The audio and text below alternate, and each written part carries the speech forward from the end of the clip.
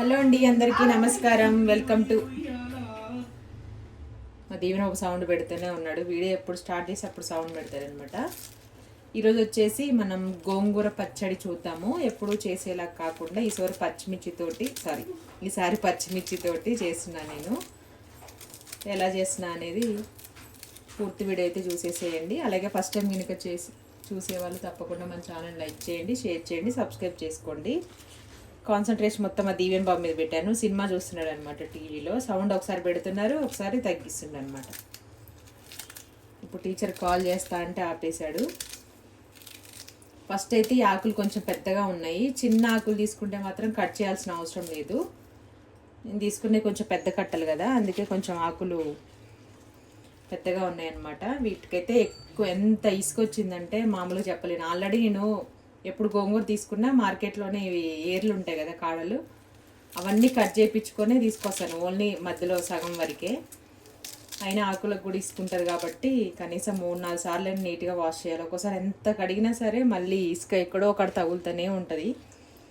ఇంకా దానికి ఏం చేయలేము మనం. ఆల్రెడీ నీళ్ళల్లో ఉంచి కాసేపు గోంగూర అట్లా నీళ్ళలో నానిన తర్వాత 3 సార్లు వాష్ చేశాను. చూడాలి ఇంకా. ఇప్పుడైతే చేతులకి ఏం తగలట్లేదు, నాకు బాగానే ఉంది. కొంచెం పెద్ద ఆకులు కాబట్టి ముదిరివి నేను కట్ చేస్తున్నా. చిన్నవి అయితే ముందు చెప్పినట్టుగా ఏం పర్వాలేదు, కట్ చేయని అవసరం లేదు. ఇదంతా కూడా సేమ్ ఇలాగే కట్ చేసుకోవాలి. ఈ పచ్చడి మనకి మీరు మ్యాక్సిమం చూసే ఉంటారు ఫంక్షన్లలో, ఇప్పుడు హోటల్స్లలో కూడా చేస్తున్నారు. నేనైతే గోంగూరలో చాలా వెరైటీస్ చేస్తాను, అంటే నాకు తెలిసినంతవరకు.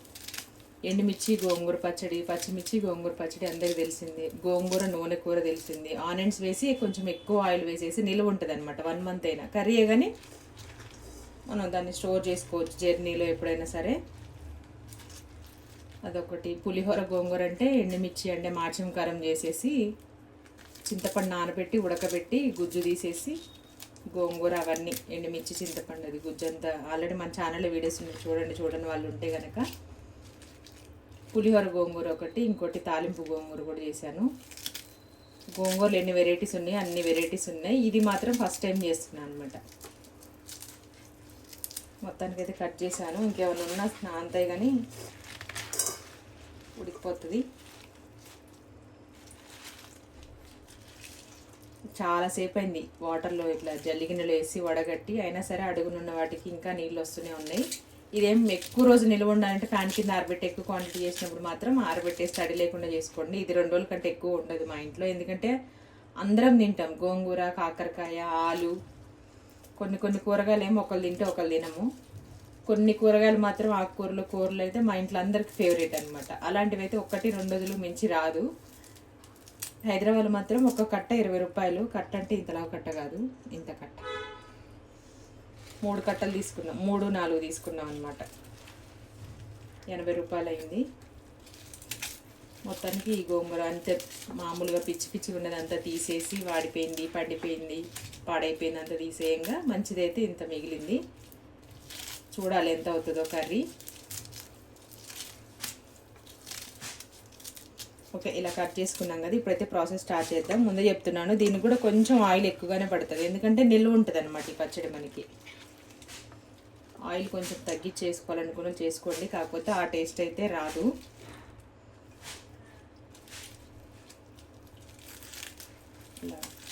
మళ్ళీ నెక్స్ట్ ప్రాసెస్ చేసేటప్పుడు మళ్ళీ చూపిస్తాను మీకు. ఇప్పుడైతే కడాయి పెట్టేశాను. ఇదే ఎందుకు తీసుకున్నానంటే గోంగూర కొంచెం ఫస్ట్ అయితే క్వాంటిటీ ఎక్కువ ఉంటుంది, అది పట్టాలి కాబట్టి కొంచెం పెద్దది తీసుకున్నాను. ఇంకోటి ఇది చాలా మందంగా ఉంటుంది నా దగ్గర ఉన్న కడాయిలు అన్నిటిలో, అడుగంటకుండా ఉంటుంది అనమాట. కొంచెం ఎక్కువసేపు ఉడకాలి గోంగూర, పచ్చివాసన పోయేంత వరకు. కాబట్టి ఈ కడాయి తీసుకున్నాను. 1 కప్పు ఆయిల్ యాడ్ చేశాను. కొంచెం జీలకర్ర వేసుకుందాం. స్టవ్ డీప్ క్లీనింగ్ చేసిన రోజు నేను కొంచెం జాగ్రత్తగా చేస్తాను అనమాట వంట. మామూలుగా కూడా చేస్తాను, డీప్ క్లీనింగ్ చేసిన తర్వాత ఏదైనా పడితే మళ్ళీ ఎట్లనో అనిపిస్తుంది. అందుకే నేను అన్ని ఆయిల్ హీట్ అవ్వ ముందుకు వేసి మూత పెట్టేస్తాను. అలాగే కొంచెం ఆవాలు, 1 స్పూన్ జీలకర్ర, 1 స్పూన్ ఆవాలు. ఓకే అండి, ఆయిల్ అయితే హీట్ అయింది కదా. ఇప్పుడు మనం కట్ చేసి పెట్టుకున్న గోంగూర యాడ్ చేసుకుందాం దీంట్లో.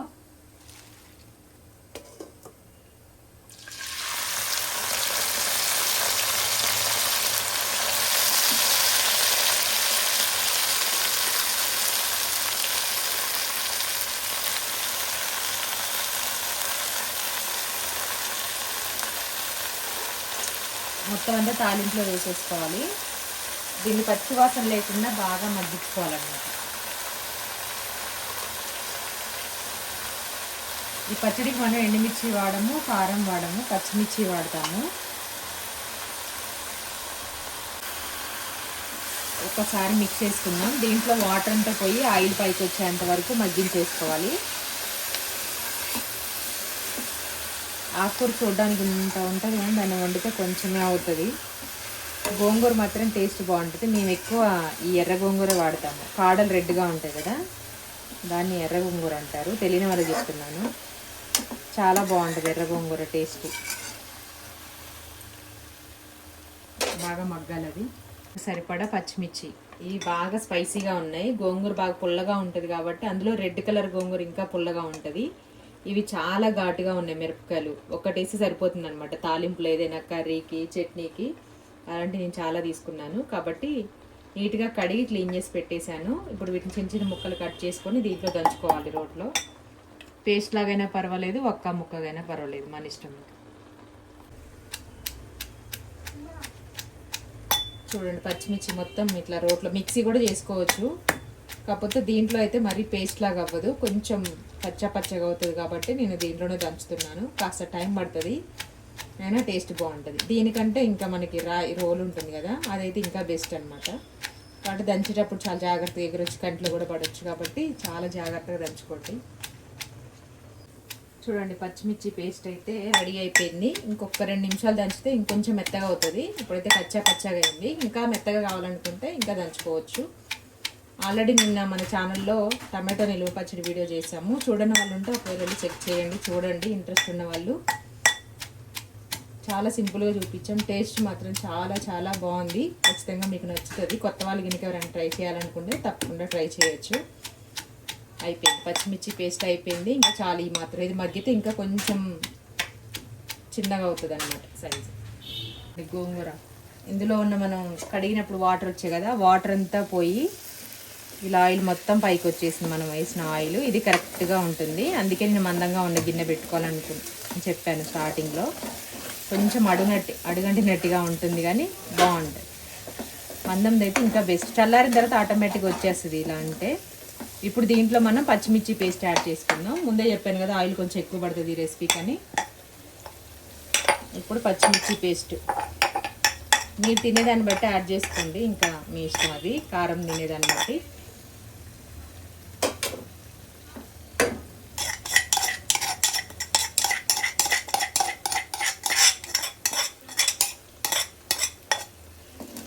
ఒకసారి బాగా మిక్స్ చేసుకొని దీంట్లో టేస్ట్కి సరిపడా సాల్ట్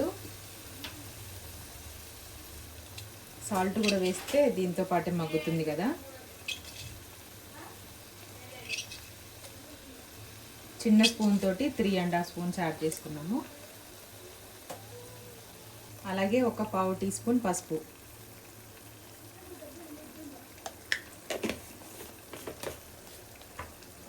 ఇప్పుడు ఇదంతా మిక్స్ చేసుకుందాం.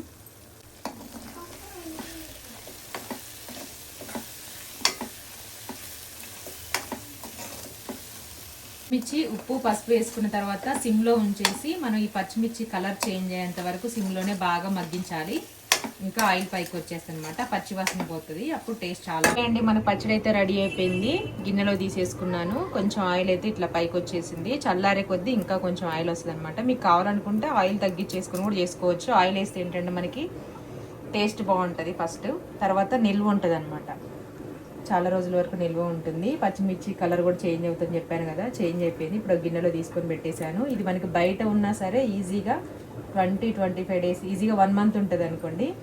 అంటే తడి ఏం తగలకుండా చేస్తే. అంటే నేను మామూలుగా ఇప్పటికిప్పుడు చేశాను కాబట్టి తడితో చేశాను. మీరు నిల్వ పెట్టుకోవాలనుకుంటే గోంగూర, మిర్చి తడి లేకుండా తూడ్చి నీట్గా చేసుకుంటే 1 మంత్ వరకు బయట ఉంటుంది. ఫ్రిడ్జ్లో పెట్టుకుంటే ఈజీగా 3-4 మంత్స్ ఉంటుంది. నచ్చితే ట్రై చేయండి. ఇంకా రైస్లో ఎలా ఉందో కూడా చూసి చెప్తాను. ఓకే అండి, ఇప్పుడైతే టేస్ట్ చేద్దాం. మనం చేసిన పచ్చడి వేసేసుకొని కొంచెం.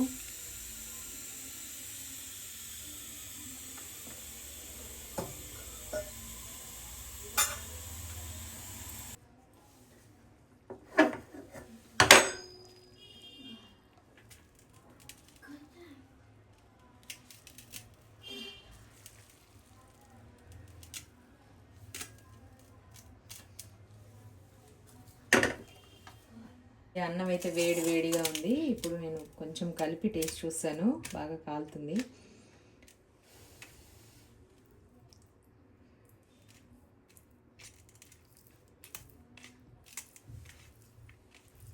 ఓకే, కలపడం అయిపోయింది. ఇప్పుడు టేస్ట్ చేద్దాం. దీవెన్